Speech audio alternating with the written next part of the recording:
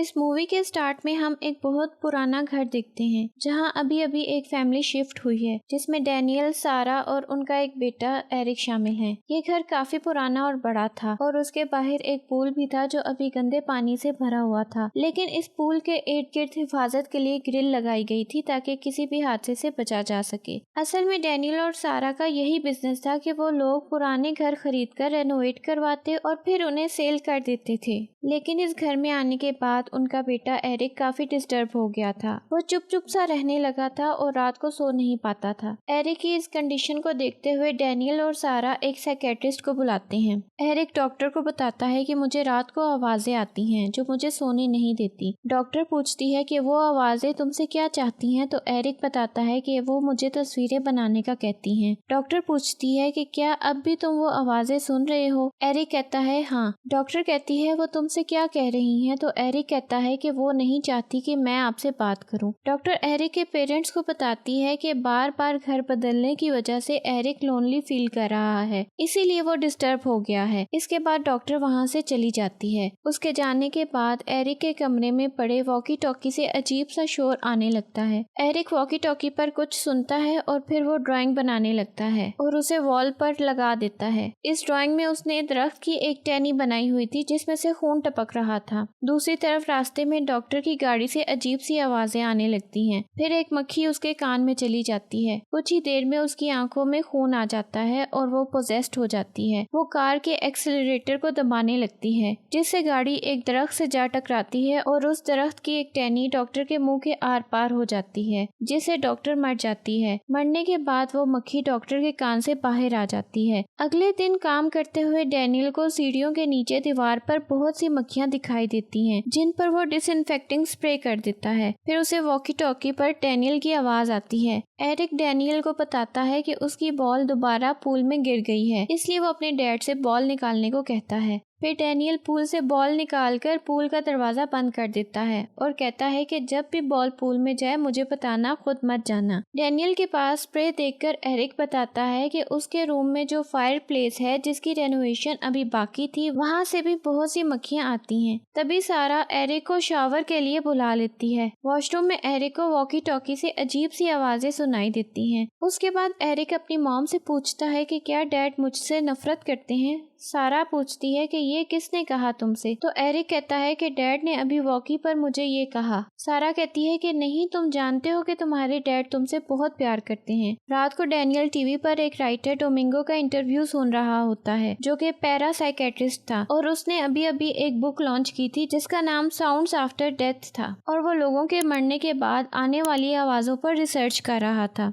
सारा डैनियल के पास आती है और पूछती है कि क्या आज तुमने एरिक को किसी बात पर डांटा था। डैनियल कहता है कि तुम परेशान ना हो, डॉक्टर ने कहा था ना कि वो बिल्कुल ठीक है, सिर्फ घर बदलने की वजह से शायद वो मुझसे नाराज है, जैसे ही उसे नए दोस्त मिलेंगे वो ठीक हो जाएगा। आधी रात को पूल के पास से कुछ आवाजें आने लगती हैं जिससे डैनियल की आंख खुल जाती है। वो पूल का दरवाजा बंद करने बाहर जाता है, लेकिन जब वो वापस घर में आता है तो उसे वॉकी टॉकी पर एरिक की आवाज सुनाई देती है। वो वॉकी पर किसी से बात कर रहा था कि अभी नहीं, अभी मुझे सोने दो। दूसरी तरफ एरिक के रूम में अचानक से उसका टॉय ऑन हो जाता है। एरिक उठकर उसे बंद करता है तो उसे फायर प्लेस के पर्दे के पीछे कोई खड़ा हुआ दिखाई देता है। वो बहुत डर जाता है और वापस अपने बेड पर आकर छुप जाता है, लेकिन तब भी उसे लगता है जैसे कोई उसके पास आ रहा है और फिर अचानक से कोई उसका मुंह पकड़ता है। एरिक डरकर चिल्लाने लगता है। उसके पास डैनियल ही आया था, लेकिन एरिक के चिल्लाने से डैनियल का हाथ एक फ्रेम पर लगने से फ्रेम टूट जाता है और डैनियल का हाथ भी जख्मी हो जाता है। इतनी देर में सारा भी वहां आकर एरिक को संभालने लगती है। अगले दिन सारा और एरिक घर वापस आते हैं। सारा डैनियल को बताती है कि एरिक को स्कूल से निकाल दिया गया है क्योंकि स्कूल में ये कबर्ड में छुप गया था और फिर जब प्रिंसिपल ने उसे वहां से निकालने की कोशिश की तो एरिक ने अपने प्रिंसिपल को ही काट लिया। सारा कहती है कि ये कोई नॉर्मल बिहेवियर नहीं है, अब रोज डॉक्टर तुमसे मिलने आया करेगी, जिस पर एरिक कहता है कि डॉक्टर तो मर चुकी है। ये सुनकर उसके पेरेंट्स सोचते हैं कि वो ऐसे ही फजूल बातें कर रहा है, लेकिन थोड़ी देर बाद डैनियल को फोन कॉल से पता चलता है कि डॉक्टर सच में मर चुकी है। सारा कहती है कि एरिक कैसे जानता था कि डॉक्टर मर गई है, तो डैनियल कहता है कि शायद उसने स्कूल में किसी से ये बात सुन ली होगी। फिर डैनियल एरिक के लिए सैंडविच लेकर उसके रूम में जाता है और पूछता है कि कल रात तुम वॉकी टॉकी पर किससे बात कर रहे थे। एरिक कहता है कि आपसे, लेकिन डैनियल कहता है कि मैंने तो तुमसे कोई बात नहीं की। एरिक कहता है कि वो आप ही की आवाज थी। फिर एरिक कहता है कि मुझे ये घर अच्छा नहीं लगता, हम कहीं और क्यों नहीं चले जाते। डैनियल कहता है कि जब तक हम इस घर को रेनोवेट ना कर ले हम इसे सेल नहीं कर सकते।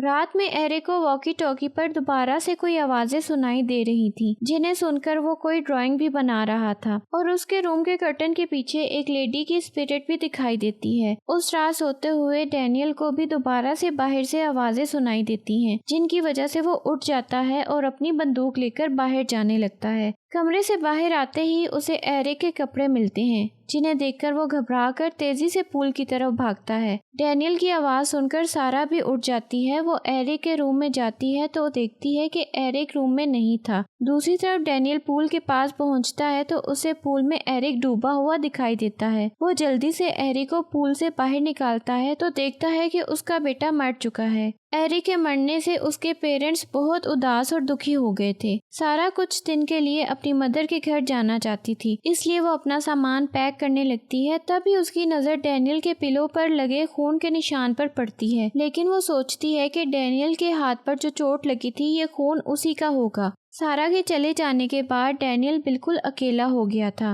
वो रात में एरिक की वो वीडियो देखने लगता है जब वो लोग इस घर में आए थे। डैनियल दोबारा से दुखी हो जाता है। उसके पीछे उस लेडी का साया दिखाई दे रहा था। फिर वो अपनी वाइफ सारा को वॉइस मैसेज सेंड करता है और टीवी बंद कर देता है। उसे अपने पीछे से कुछ खटका सुनाई देता है तो वो उठकर देखने जाता है, लेकिन उसी वक्त टीवी दोबारा से ऑन हो जाता है। वो दोबारा से आकर टीवी बंद करता है। फिर उसे वॉकी टॉकी से कोई आवाज आती है। वो जाकर वॉकी टॉकी उठाकर हेलो बोलता है, लेकिन आगे से कोई भी नहीं बोलता। सुबह फोन की घंटी से उसकी आंख खुल जाती है। रात में वो एरिक के रूम में ही सो गया था। फोन पर उसकी बीवी सारा थी जो पूछती है कि वहाँ सब कुछ ठीक तो है। रात जो तुमने वॉइस मैसेज किया था वो मुझे बिल्कुल समझ नहीं आया। उसमें अजीब सी आवाजें आ रही थी और चीखों की आवाजें भी थी, इसलिए मैं परेशान हो गई थी। डैनियल कहता है कि हो सकता है यहाँ सिग्नल वीक होने की वजह से ऐसा हुआ हो। सारा से बात करके वो अपना वॉइस मैसेज सुनता है जिसमें बहुत शोर था और एंड में उसे अपने बेटे एरिक की आवाज सुनाई देती है। वो अपनी ऑडियो को लैपटॉप में एडिट करके क्लियर करता है और दोबारा से सुनता है तो ऑडियो अब काफी क्लियर हो चुकी थी और उसके एंड में एरिक की आवाज आती है, डैड प्लीज हेल्प मी। ये सुनकर वो बहुत घबरा जाता है और फिर वो इस राइटर मिस्टर डोमिंगो के पास जाता है और पूछता है कि आपने EVP यानी इलेक्ट्रॉनिक वॉइस फिनोमेना के बारे में जो अपनी किताबों में लिखा है, क्या वो सच है? क्या वाकई रूहें वॉइस या ऑडियो रिकॉर्डिंग के जरिए बात कर सकती हैं? तो डोमिंगो कहता है कि हाँ ये सच है, लेकिन ऐसा बहुत कम हुआ है।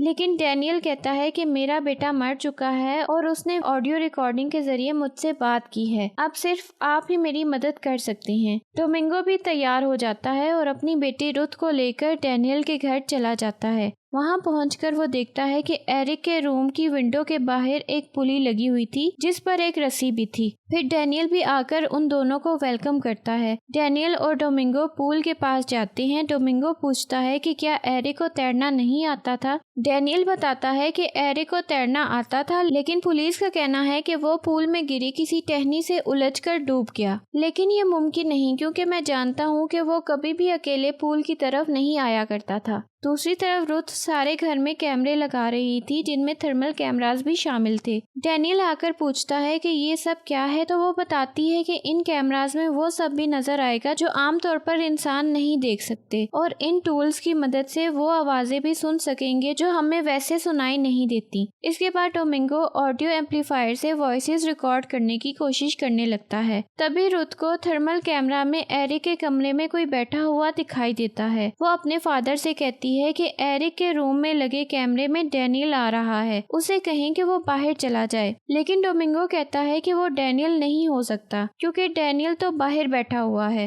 फिर डोमिंगो चेक करने के लिए एरिक के रूम में जाता है, लेकिन उसे वहाँ कोई भी दिखाई नहीं देता। उसी टाइम उसे रुथ की आवाज आती है जो अपने फादर से कह रही थी कि जल्दी से रूम से बाहर निकल जाएं, क्योंकि उसके बिल्कुल सामने ही कोई स्पिरिट खड़ी हुई थी। लेकिन डोमिंगो को तो वहाँ कोई भी नजर नहीं आता और फिर अचानक उसके हेडफोन से तेज आवाजें आने लगती हैं। वो जल्दी से हेडफोन कानों से उतार देता है। उसके बाद डोमिंगो रुथ और डैनियल से कहता है कि जरूर यहाँ कोई पैरानॉर्मल एक्टिविटी हो रही है, हम कल दोबारा से इसे चेक करने के लिए ट्राई करेंगे। रात को डोमिंगो को रूम के बाहर कोई दिखाई देता है। डोमिंगो भी रूम से बाहर आ जाता है तो देखता है कि वहाँ उसकी वाइफ सोफिया थी, लेकिन सोफिया को तो मरे हुए कई साल गुजर चुके थे। डोमिंगो की वाइफ सोफिया उसके पास आती है और उसे अपनी बातों में उलझा लेती है। फिर वो उसे अपने पास बिठा लेती है और एक नाइफ निकालकर उसका हाथ काटने लगती है। वो कहती है कि अब हम हमेशा साथ रहेंगे, लेकिन तभी वहाँ रुथ आ जाती है और अपने फादर को होश में लाती है।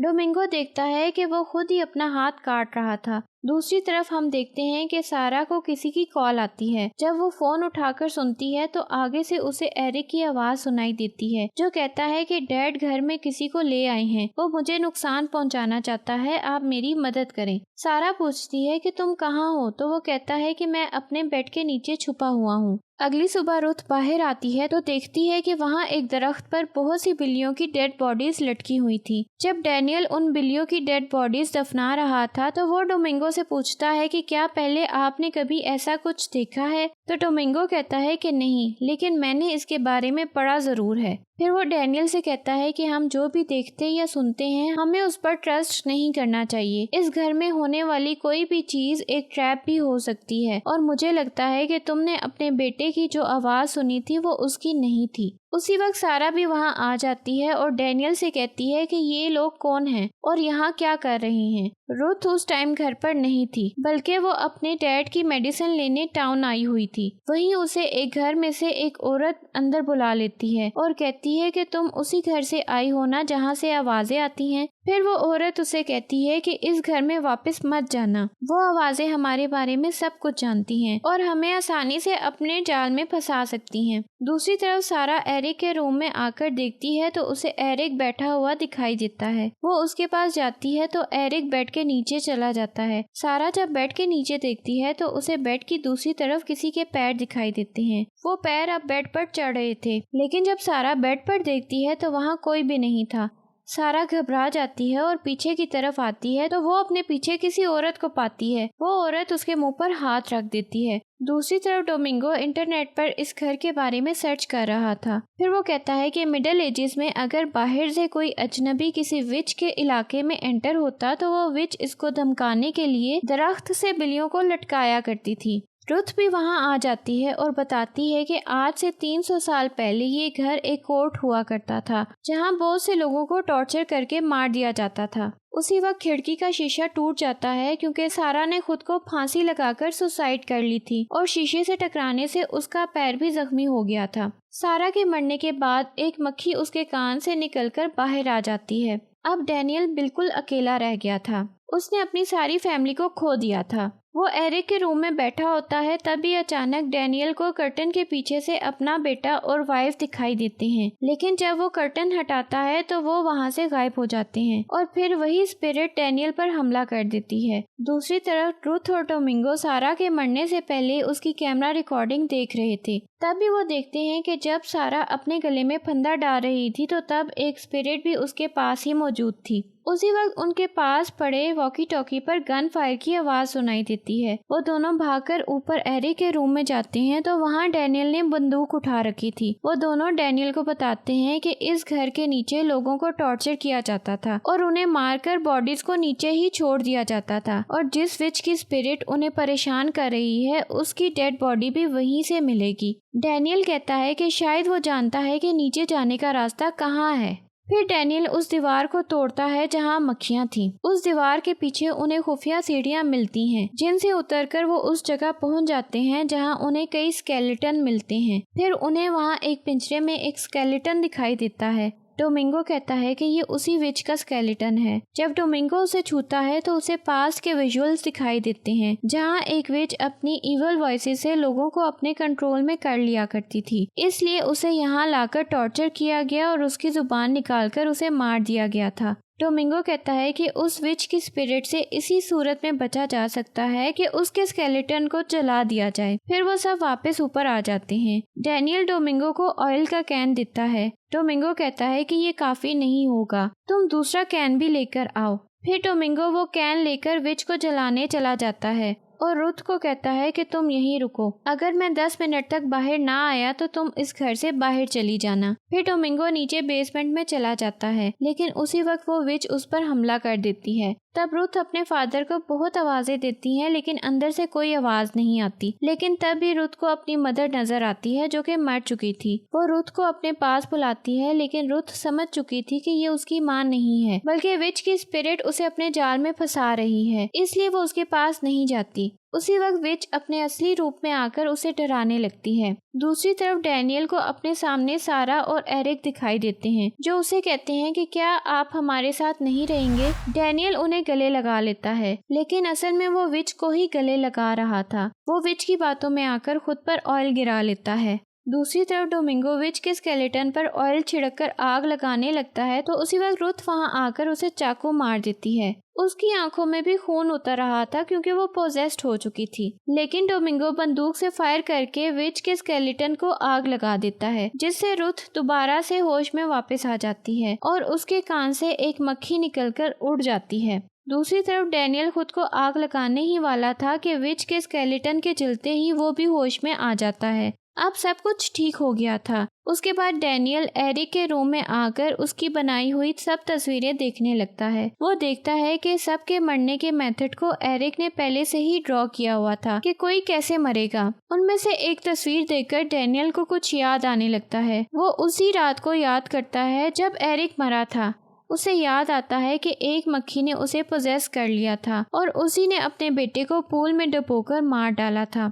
और जब वो वापस अपने रूम में आकर लेटा तो मक्खी उसके कान से निकल गई और खून का एक कतरा निकलकर उसके पिलो पर गिर गया, जिसे सारा उसके हाथ की चोट का खून समझ रही थी। ये सब जान लेने के बाद डैनियल पूल के पास जाता है और खुद को अपनी ही बंदूक से शूट करके मार देता है। तभी वो ड्राइंग दिखाई देती है जिसमें एरिक ने अपनी और अपने फादर की भी मौत का तरीका पहले से ही ड्रॉ करके रखा था। और डैनियल जब खुद को मार रहा था तब वो विच भी वहाँ खड़ी उसे देख रही थी। इसका मतलब यही था कि विच की स्पिरिट अभी भी वहाँ थी। फिर मूवी के एंड में हम रुथ और उसके फादर डोमिंगो को देखते हैं, जो अब एक नए केस को सॉल्व करने के लिए जाने वाले थे। इसके साथ ही मूवी एंड हो जाती है। वीडियो पसंद आए तो लाइक और शेयर करें और कमेंट में अपनी राय का इजहार करें। हमारे चैनल को सब्सक्राइब करें।